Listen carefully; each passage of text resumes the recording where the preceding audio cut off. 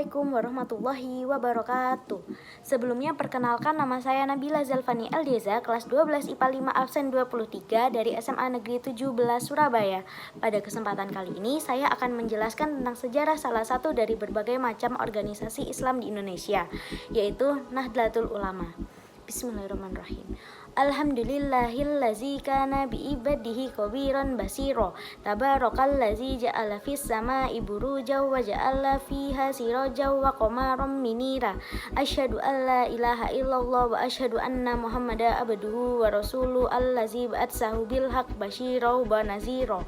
Wada'iyan ilal haqqi biiznihi wa sirajam munira. Allahumma shalli alaihi wa ala alihi wa sahbihi wa sallim tasliman katsira, amma ba'du. Sebelumnya, apakah teman-teman tahu apa itu organisasi Nahdlatul Ulama? Pasti teman-teman sudah tidak asing lagi, karena pada umumnya orang akan bertanya, kamu Islam apa? Ada yang NU atau Nahdlatul Ulama, Muhammadiyah, LDI, dan lain sebagainya. Padahal, bagaimanapun juga Islam itu hanya satu, ya agama Islam itu sendiri. Mungkin hanya beberapa pemahaman saja yang berbeda. Nahdlatul Ulama atau kebangkitan ulama atau kebangkitan cendekiawan Islam adalah sebuah organisasi Islam terbesar di Indonesia. Organisasi ini berdiri pada tanggal 31 Januari 1926 dan bergerak di bidang keagamaan, pendidikan, sosial, dan ekonomi. Kehadiran NU merupakan salah satu upaya mengembangkan wawasan tradisi agama yang dianut jauh sebelumnya, yakni paham Ahlus Sunnah wal Jamaah.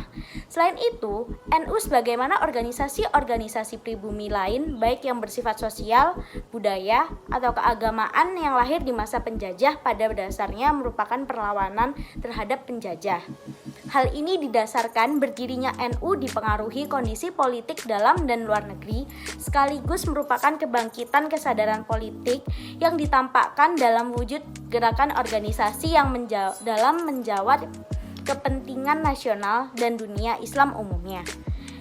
NU didirikan pada tanggal 31 Januari 1926 atau 16 Rajab 1344 Hijriah di Surabaya, dipimpin oleh Kiai Haji Hasyim Asy'ari sebagai Rais Akbar untuk pertama kali.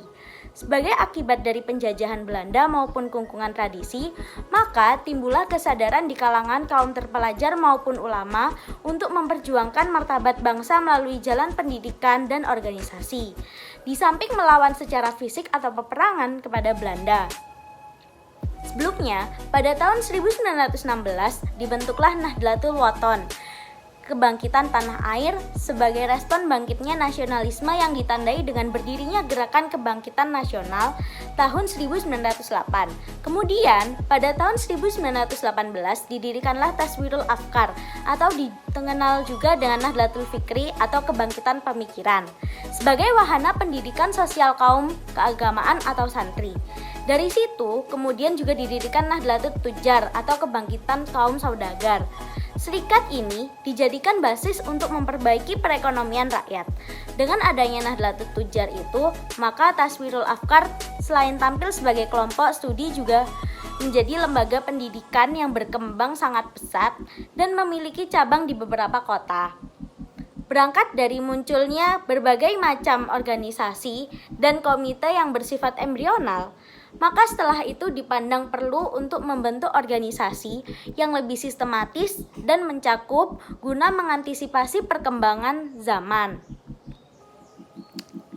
Maka setelah berkoordinasi dengan para kiai pesantren, para ulama kalangan tradisional yang tidak terakomodir mengikuti konferensi Islam dunia yang ada di Indonesia dan Timur Tengah, akhirnya para ulama sepakat untuk membentuk organisasi yang bernama Nahdlatul Ulama pada tanggal 31 Januari 1926 atau 16 Rajab 1344 Hijriah, di mana Kiai Haji Hasyim Asy'ari menjadi pimpinan atau Rais Akbar berpusat di Surabaya.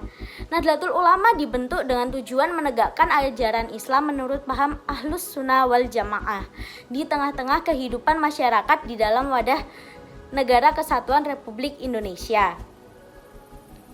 Di dalam beragama, Nahdlatul Ulama menganut paham Ahlus Sunnah wal Jamaah, yaitu merupakan sebuah pola pikir yang mengambil jalan tengah antara ekstrim akli atau rasional dengan kaum ekstrim nakli atau skriptualis. Oleh sebab itu, sumber hukum Islam bagi NU tidak hanya Al-Quran dan hadis Nabi, tetapi juga menggunakan kemampuan akal ditambah dengan realitas empirik. Cara berpikir demikian merujuk pada pemikiran terdahulu seperti Abu Hasan al-Asy'ari dan Abu Mansur al-Maturidi dalam bidang teologi, tauhid atau ketuhanan. Sedang dalam urusan bidang fikih, Nahdlatul Ulama lebih condong mengikuti mazhab Imam Syafi'i dan mengakui 3 mazhab lainnya, yaitu Imam Maliki, Imam Hanafi, dan Imam Hambali. Dalam bidang tasawuf, NU mengembangkan metode Imam Al-Ghazali dan Syekh Junaid Al-Baghdadi yang mengintegrasikan antara tasawuf dan syariat. Sekian penjelasan tentang organisasi Islam Nahdlatul Ulama yang dapat saya sampaikan pada kesempatan kali ini. Semoga dapat bermanfaat bagi kita semua dan menambah pengetahuan teman-teman tentang organisasi Islam di Indonesia. Lebih dan kurangnya mohon dimaafkan. Yang benar datangnya atas bimbingan Allah Subhanahu wa Ta'ala yang Maha Benar, dan yang salah, khilaf atau keliru itu datangnya dari saya pribadi sebagai manusia biasa yang tidak pernah luput dari salah, khilaf, dan dosa. Akhirul kalam, subhanakallahu wa bihamdika asyhadu alla ilaha illa anta astaghfiruka wa atubu ilaik. Wallahul muwaffiq illa aqwamit thariq. Assalamualaikum warahmatullahi wabarakatuh.